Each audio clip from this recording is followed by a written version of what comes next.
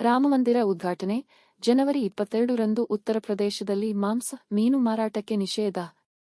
Lucknow CM Yogi Adityanath ನೇತೃತ್ವದ ಸರ್ಕಾರ ಈಗಾಗಲೇ ಜನವರಿ 22ರಂದು ಮದ್ಯ ಮಾರಾಟವನ್ನು ನಿಷೇಧಿಸಿದ್ದು, ಇದೀಗ ರಾಮಮಂದಿರ ಉದ್ಘಾಟನೆ ದಿನವಾದ ಜನವರಿ 22ರಂದು ರಾಜ್ಯದಲ್ಲಿ ಮಾಂಸ ಮತ್ತು ಮೀನು ಮಾರಾಟವನ್ನು ನಿಷೇಧಿಸಿರುವುದಾಗಿ ಉತ್ತರ ಪ್ರದೇಶ ಸರ್ಕಾರ ಗುರುವಾರ ಘೋಷಿಸಿದೆ.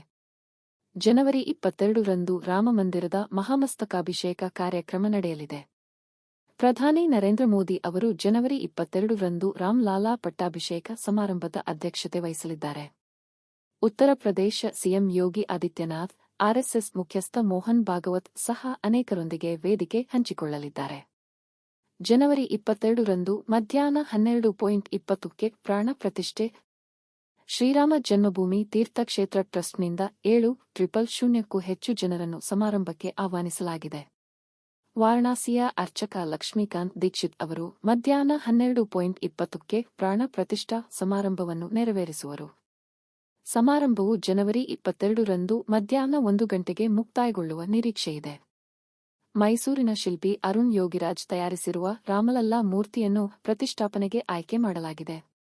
ಮಹಾಮಸ್ತಕಾಭಿಷೇಕದ 7 ದಿನಗಳ ಧಾರ್ಮಿಕ ವಿಧಿ ಮಂಗಳವಾರದಿಂದ ಆರಂಭವಾಗಿದೆ.